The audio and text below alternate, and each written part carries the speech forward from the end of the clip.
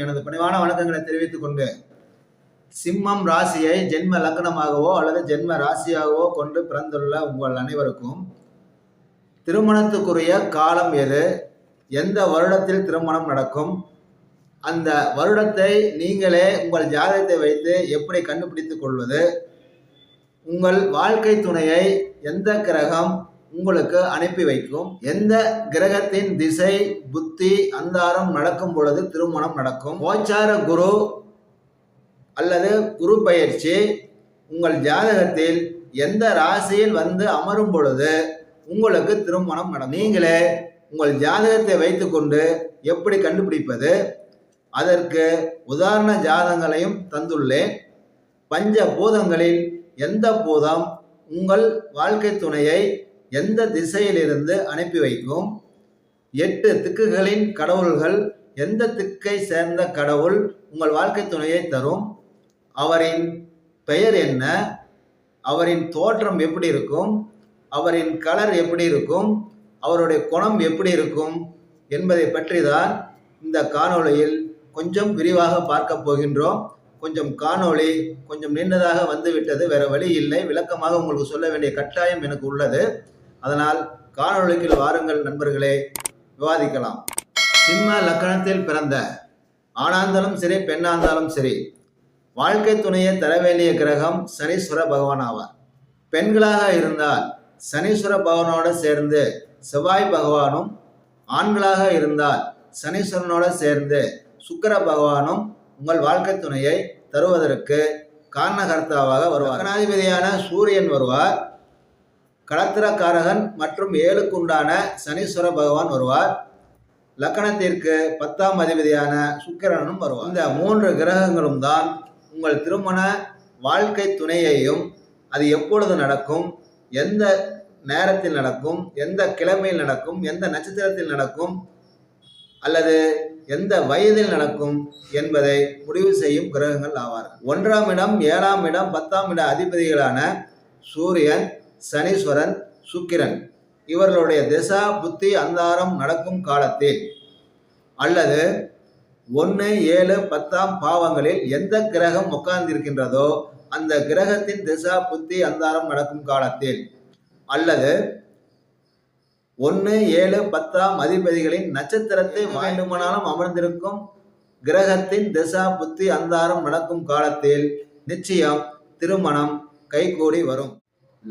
சிம்ம லக்கணத்திற்கு லக்கணாதிபதியான சூரியன், 7க்கு உண்டான சனீஸ்வரன், 10க்கு உண்டான சுக்கிரன், இந்த மூவரும் திசாவோ புத்தியோ அல்லது அந்தாரமோ நடக்கும் காலத்தில்தான் உங்கள் வீட்டில், உங்கள் குடும்பத்தில் உறவுகள், நண்பர்கள், திருமணத்தை பற்றிய பேச்சுவார்த்தை, பேச்சுகள், ஜாதகங்கள் வருகை, நீங்கள் அது சம்பந்தமாக போவது வருவது விசாரிப்பது, இந்த சூழ்நிலைகள் உருவாக ஆரம்பிக்கும். இந்த சமயத்தில்தான் வருடம் வருடம் பயிற்சியாகும் குரு பகவான் அல்லது கோச்சார குரு பகவான் உங்கள் பிறப்பு ஜாதகத்தில் ராசி கட்டம், நவாம்ச கட்டம் என 2 கட்டங்களை உங்கள் ஜோதிடர் உங்கள் ஜாதக நோட்டில் எழுதி வைத்திருப்பார்.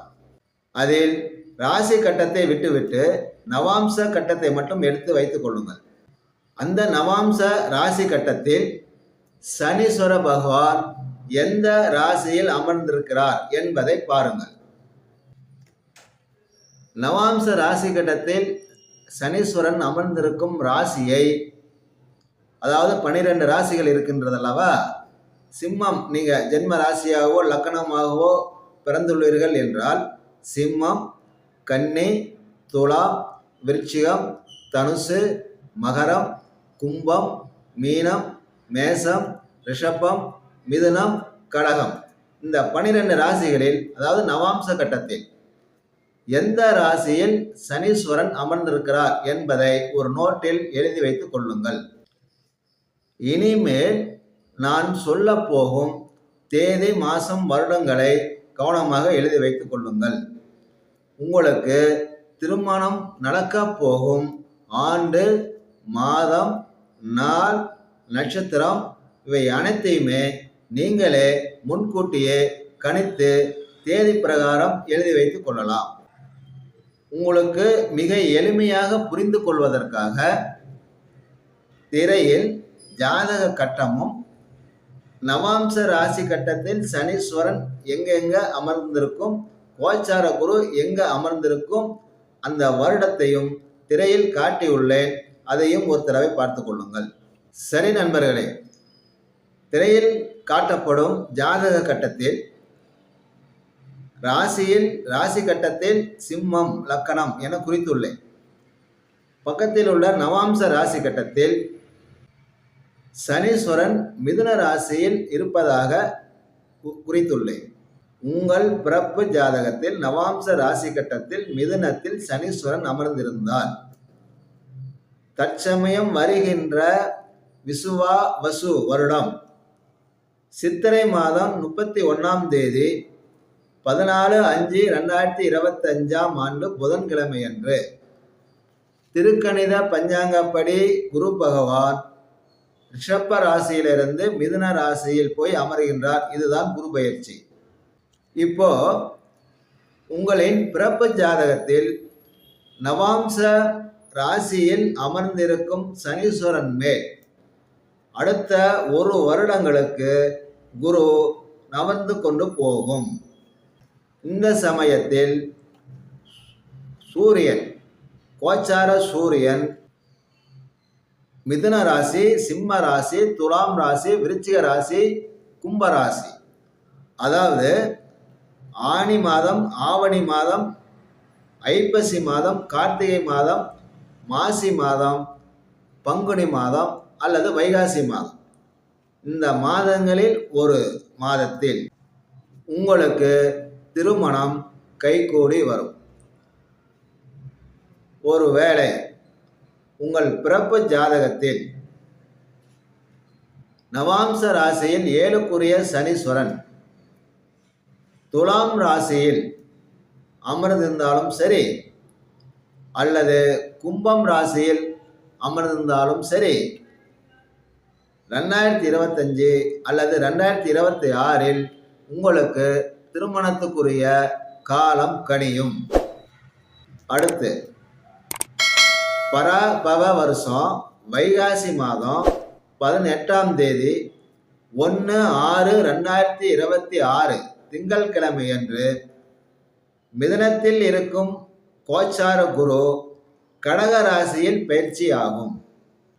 இந்த 2026 முதல் 2027ஆம் ஆண்டு வரை கடக ராசியில்தான் குரு பகவான் இருப்பார்.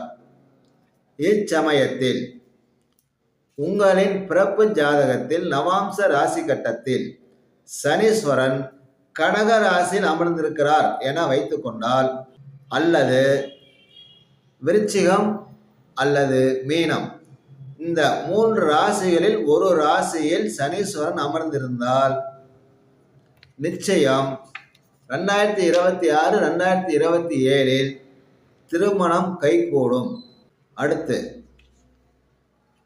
பிளவங்க வருடம் ஆனி மாதம் 10ஆம் தேதி 25/6/2027 குரு பகவான்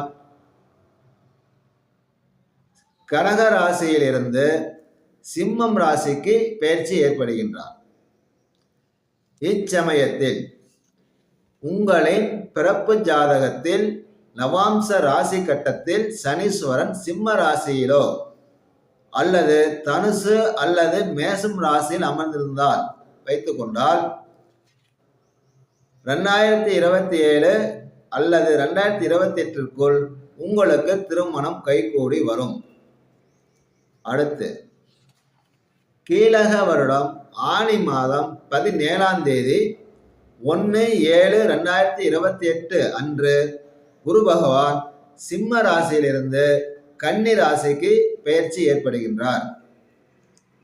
இச்சமயத்தில் உங்களின் பிறப்பு ஜாதகத்தில் சனீஸ்வரன் கன்னி ராசியிலோ மகர ராசியிலோ ரிஷப ராசியிலோ ஒன்றில் அமர்ந்திருந்தால், அதாவது நவாம்ச கட்டத்தில் சனீஸ்வரன் இந்த 3 ராசிகளில் ஒரு ராசியில் கன்னி, மகரம், ரிஷபம் இந்த ராசிகளில் ஒன்றில் அமர்ந்திருந்தால் 2028 அல்லது 2029 கண்டிப்பாக திருமண வைபோகம் உங்களுக்கு உண்டாகும்.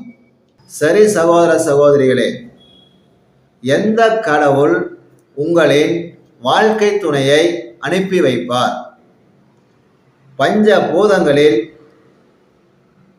வருண பகவான் தான் உங்கள் வாழ்க்கை துணையை அனுப்பி வைக்கும் பொறுப்பு உண்டு. அவருடன் சேர்ந்து லக்கண கலத்திர ஸ்தானாதிபதியான 7க்குண்டான சனீஸ்வரனும் சேர்ந்து கொள்வார். இருவருமாக சேர்ந்து மேற்கு அல்லது வடமேற்கு திசைகளில் இருந்து உங்கள் வாழ்க்கை துணையை அனுப்பி வைப்பார்கள். அவரின் தோற்றமும் குணமும் நிறமும் எப்படி இருக்கும் என்றால், உங்களுக்கு சமமான உயரத்திலும் ஒல்லியான தேகத்தை கொண்டவராகவும் மா நிறத்தை விட கொஞ்சம் தூக்கலான சிகப்பு நிறம் கொண்டவராகவும், ஒருவேளை அப்படியே எதிர்மறையாக காந்தல் கருப்பு கலர் கொண்டவராக கூட அமைந்து விடலாம். காந்தத்தை போல் ஈர்க்கும் கருப்பு கலரில் வருவதற்குண்டான சாத்தியக்கூறுகளும் சிம்ம லக்கணத்தில் பிறந்த சகோதர சகோதரிகளுக்கு உண்டு. அவருடைய கூந்தல் நல்ல கருமையாகவும் நீளமாகவும் அமைந்திருக்கும். அவருக்கு வெளியூர் பிரயாணங்களில், சுற்றுலா செல்வதில், ஆன்மீக பயணங்களில், உறவுகளின் இல்லங்களுக்கு செல்வதில், கலந்து கொள்வதில் அதிக ஆர்வம் கொண்டவராக இருப்பார். பகல் நேரத்தை விட இரவு நேரத்தில் அதிக சக்தியையும் பலமும் பெற்றவராகவும் செயல்படுவராகவும் இயங்குவராகவும் இருப்பார். ஆன்மீக பரிகாரங்களில், பழைய கலாச்சாரத்தில் அதிக நம்பிக்கையும் அதை செயல்படுத்துவதில் கடைபிடிப்பதில் அதிக ஆர்வமும் கொண்டவராகவும் இருப்பார். நன்கு படித்தவராக இருப்பார்.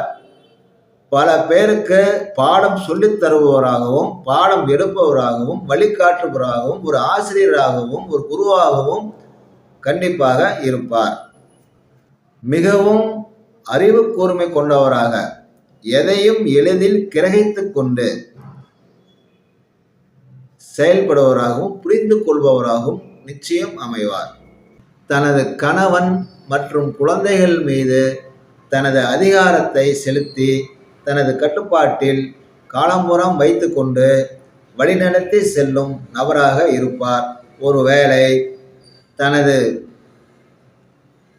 வாழ்க்கை துணை கட்டுப்படவில்லை என்றால், கட்டுப்பட வைக்க வேண்டிய அனைத்து நடவடிக்கைகளும் எடுத்து கட்டுப்பட வைத்து சரியான திசையில் அந்த குடும்பத்தை வழிநடத்தி இந்த வம்சத்தை நல்ல விருத்தி கொண்டு வந்து சேர்த்து விடுவார். ஆனி மாதம், ஆவணி மாதம், ஐப்பசி மாதம், கார்த்திகை மாதம், மாசி மாதம், இந்த மாதங்களில் ஒரு மாதத்தில் சில பேருக்கு வைகாசி அல்லது பங்குனி மாதத்தில் தென்மேற்கு அல்லது வடமேற்கு வாசப்படி கொண்டு உள்ள ஒரு வீட்டில் இருந்துதான் உங்களுடைய வாழ்க்கை துணை வந்து சேருவார். அல்லது தென்மேற்கு அல்லது வடமேற்கு திசையில் இருக்கும் ஊரில் இருந்து உங்கள் வீட்டிற்கு வந்து சேருவார்.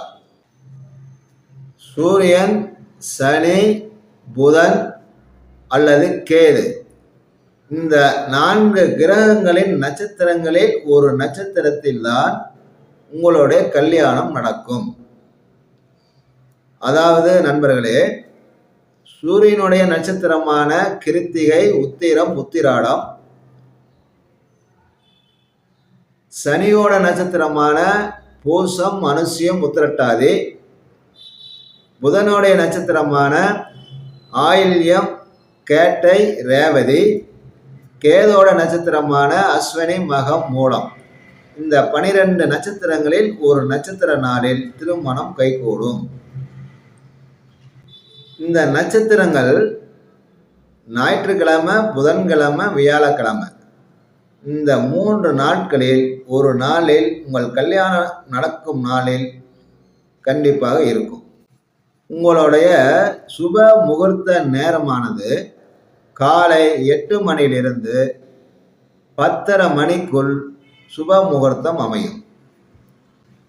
உங்களின் திருமண வைபோகம். சரி நண்பர்களே, இன்னும் நாம் பார்க்க வேண்டிய ஒரு விஷயம் இருக்கு. அதாவது உங்களுக்கு அமையும் வாழ்க்கை துணையின் பெயரின் முதல் எழுத்து என்ன என்பதுதான்.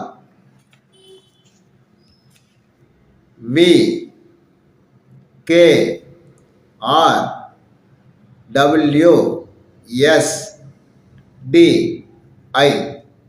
இந்த 7 எழுத்துகளில் ஒரு எழுத்தில் கண்டிப்பாக உங்களுடைய வாழ்க்கை துணையின் பெயரோ அல்லது அவரின் செல்ல பெயரோ அமைந்திருக்கும். அன்பார்ந்த சகோதர சகோதரிகளே, காணொளி கொஞ்சம் நீளமாக தான் இருக்கும், வேற வழி இல்லை. உங்களுக்கு இந்த குரு பயிற்சிக்கு உண்டான காலம் சொல்ல வேண்டும், அதனால கொஞ்சம் நீண்டதாக வந்துவிட்டது. நண்பர்களே, உங்களுக்கு சரியான தகவல்களை தர வேண்டும் என்ற ஆர்வத்தின் அடிப்படையில் தான், தவிர வேற ஒன்றும் இல்லை. இந்த காணொளி உங்களுக்கு பிடித்திருந்தால் சப்ஸ்கிரைப் செய்யுங்கள், லைக் செய்யுங்கள், முடிந்த அளவுக்கு உங்கள் நண்பர்களுக்கு உறவுகளுக்கு ஷேர் பண்ணிவிடுங்கள்.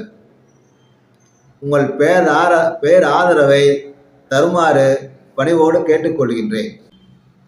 அன்பான சகோதர சகோதரிகளே, உங்கள் வாழ்க்கை துணையுடன், குழந்தை குட்டிகளுடன், பேர குழந்தைகளுடன் உங்கள் வம்சம் நன்கு விருத்தி அடைந்து 16 பேர்களையும் பெற்று வாழ்வாங்கு வாழ என் அன்னையான ஸ்ரீ எட்டுக்கை காளிதேவியின் பாதங்கள் தொட்டு வணங்கி வாழ்த்தி வேண்டிக் கொள்கின்றேன்.